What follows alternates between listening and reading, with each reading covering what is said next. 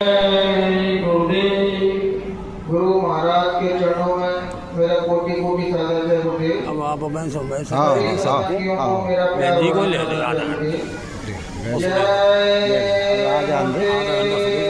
बस झूठा जग का ये मेला है, क्यों दिल यहाँ लगाता है आज मेरी प्रीत पुरानी, कोई आता कोई जाता है, तू ही बता दे कोई किसी का, तू ही बता दे कोई किसी का, कब तक साथ निभाएगा, बंदे ले शरण गुरु की, बंदे ले शरण गुरु की, तब ही मुक्ति पाएगा, निकल गया जो समय हाथ से, निकल गया जो समय हाथ से, रोएगा पछताएगा, बंदे ले शरण गुरु की।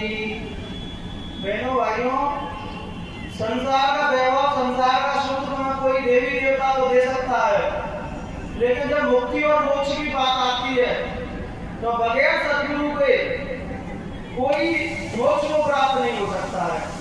हमारा हिंदू धर्मशास्त्र सदगुरु की व्याख्या से भरा पड़ा हुआ है। थोड़ा इधर को करा देते ना, आवाज सही है, थोड़ा इधर घुमा दो। उस मालिक का बोध क्या मिनट? सदगुरु होते हैं। अगर वो मालिक हमारे सामने आ भी जाएगा तो हम उसको पहचान नहीं पाएंगे। सदगुरु हमें उसका परिचय देते हैं, वे है सिर्फ से बच्चे, जब उसको तुम्हें दीदार हो गया तो उसको जानोगे कैसे। गुरु महाराज कहते हैं राम को तुमने देखा नहीं, कृष्ण को तुमने देखा नहीं, मैं तुम्हारे सामने आ जाएगा तो पहचानोगे कैसे उनको।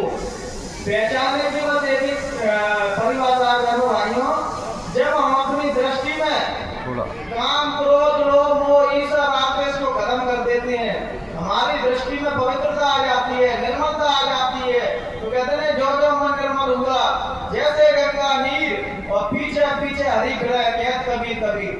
साधक के जीवन में शुरुआत में साधक भगवान की ओर चलता है। जब मन निर्मल हो जाता है, मन पवित्र हो जाता है, उसका भीतर अंतःकरण ही शुद्ध हो जाता है, तो भगवान भी साधक के पीछे घूमती है। आपने देखा होगा कि जब कोई भगवान की भक्ति में लय हो जाता है, उसमें डूब जाता है, तो फिर वो ज्यादा बाहर के क्रियाकलाप नहीं करता है। बाहर के क्रियाकलाप शुरुआती अवस्था है बहनों भाइयों। साधना करने की जब कोई व्यक्ति के अंदर धर्म प्रकट होता है, धर्म की जानने की प्रश्न आता है, तो शुरुआत में वो कोई ना कोई मंदिर मस्जिद चला जाता है, लेकिन वो क्या है पूरी यात्रा को वहीं शुरू करता है, वहीं खत्म कर देता है। अगर एक व्यक्ति ने नियम बना लिया कि मैं सुबह नहा धो के मंदिर जाऊंगा, टीका लगा के और अपने काम करूंगा, तो धर्म की यात्रा वहीं समाप्त कर देता है। बहनों भाइयों, वो तो शुरुआत है, उसके आगे भी चलो।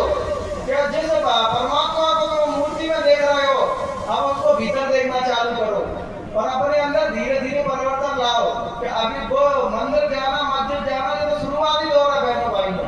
जब हम अपने काम क्रोध मोह ईर्ष्या राग को खत्म करेंगे तो आत्मा परमात्मा के अंदर जो भीतर बैठी है, जो दोनों आंखों के बीच में बैठी है, मध्य भाग में बैठी है, तो जब हम ध्यान भजन करते हैं, सुमरन करते हैं, तब उसको देखा जा सकता है।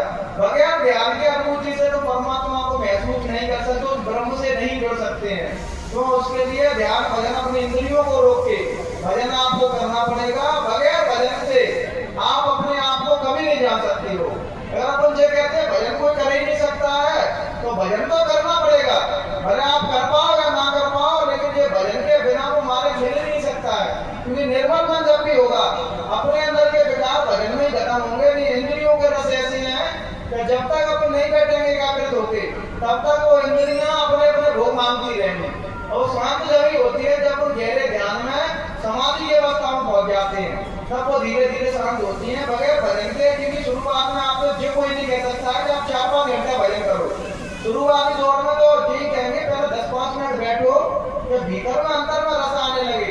जैसे आपको पता है कि आप खाना खाने जा रहे हैं कहीं, तो एक बार किसी ने खाना खाया, तुमको पता है कि वहाँ सूखी रोटी मिलेगी, तो तुम्हारे घर हमने जा रहे हैं वहाँ तो सूखी रोटी मिलेगी, और अपने पता पड़ जाएगा वो भगवान मिलेगा, और दोबारा जाएगा वहाँ भगवान मिलेगा। ठीक ऐसे ही बहनों भाइयों, जब हम 10-5 मिनट बैठेंगे, मैं अंदर में रस आएगा, उस परमात्मा का आनंद आएगा, तो फिर धीरे धीरे 10 से 15, 15 से 20 और 20 से 30 तो खुद पता नहीं पड़ेगा कितना समय हो गया। तो जब आनंद आएगा ना, तो समय की अनुभूति नहीं होती है, और आनंद नहीं आ रहा है तो 5 मिनट ही तुम्हारे भारी पड़ेंगे। जैसे अपन 8 माला फेरते हैं ना अभी, तो आनंद नहीं आता है, तो हम घर और घड़ी में चिंतन करते रहते हैं कब जल्दी 8 मालाओं का फेरू में। तो माला कोई नहीं फेरो भाइयों, माला का तो अर्थ सीधा सीधा अर्थ यही है कि अपना मन शुद्ध हो रहा है कि नहीं, अपनी अंतर्गत शुद्ध हो रही है कि नहीं हो रही। तो ऐसे का मतलब अपने जीवन में व्यक्ति चला गया। 15-20 साल जुड़ने के बाद गुरु महाराज के भी साथ तो छोटे कर्म नहीं छोड़े, उल्टे सीधे काम नहीं छोड़े, और हम कह रहे हैं कि हम तो सबसे पुराने हैं, सबसे नए हैं। तो गुरु महाराज के साथ तो छलावा है, गुरु के साथ भी झूठ बोल रहे हैं। जब तक अपने भीतर के विकार खत्म नहीं होंगे, आप किसी भी संगठन से जुड़ जाइए, चाहे राम को मानो, हनुमान को मानो, कृष्ण को मानो या गुरु महाराज को मानो, बगैर विकार खत्म हुए परमात्मा किसी को नहीं मिलता है। क्योंकि कहते हैं बंदर को सलाह दे दो, बंदर अपना ही नुकसान कर लेगा।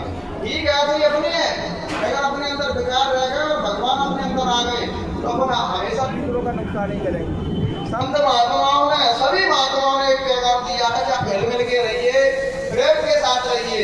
दूसरे को सताना का नाम धर्म नहीं है, दूसरे को अपनाना का नाम धर्म है, दूसरे से प्रेम करने का नाम धर्म है। कहते हैं धर्म धर्म तो सब चिल्लाते हैं, और धर्म को जानता कोई नहीं है। सत्संग की महिमा को सतगुरु सुनाते हुए कहते हैं, एक बच्चा, एक महात्मा जी ने कहा कि बच्चे तुम सत्संग सुनने नहीं आते हो, हम सत्संग करते हैं। तो वो बच्चा कहता है कि महाराज मैं सत्संग सुनने आऊंगा। बोलने की फलाने तारीख को मैं सत्संग सुनने के लिए महात्मा जी जरूर आऊंगा।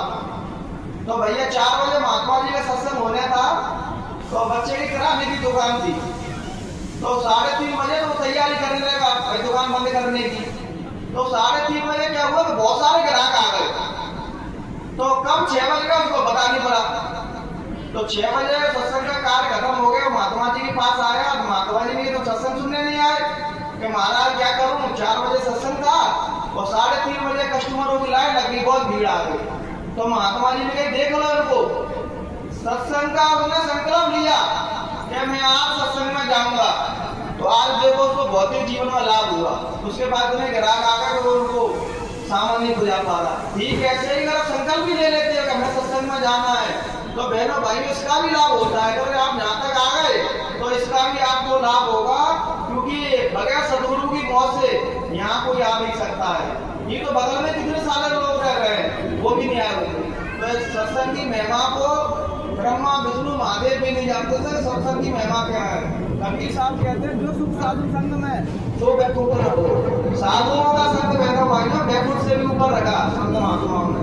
संतों ने कहा बहनों भाइयों जो करेगा, जो हमारे रास्ते बताए रास्ते में चलेगा वो प्राप्त कर लेगा, और जो हमारे बताए रास्ते में नहीं चलेगा वो प्राप्त नहीं कर सकता है।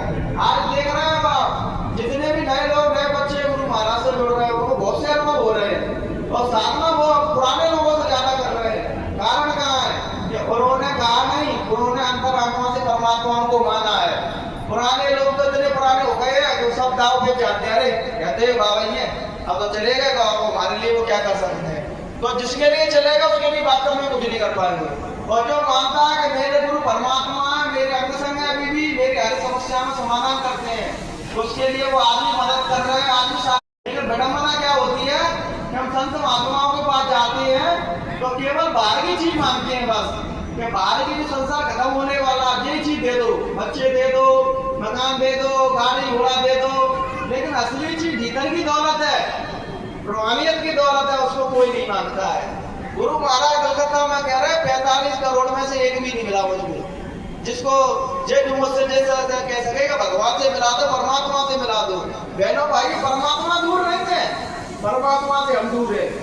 एक बार क्या हुआ, संत असम थे, असम, तो बार बार परमात्मा के सामने रोते रहते थे, हे आपसे मिलूं कैसे, तो बार बार मैं इतना टाइम भजन कर रहा हूँ, दरवाजा तो खोलो मुझसे मिलने के लिए।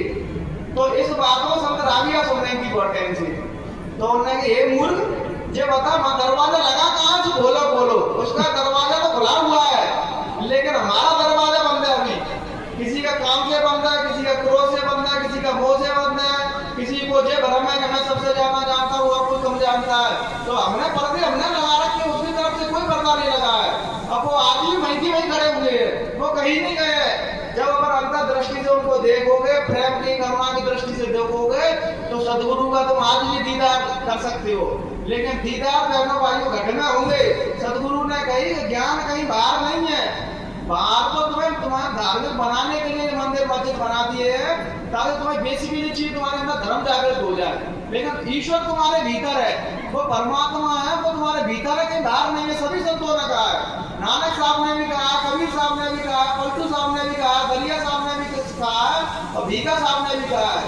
तो फिर प्रश्न उठता है कि भीतर है तो दिखाई क्यों नहीं देता है?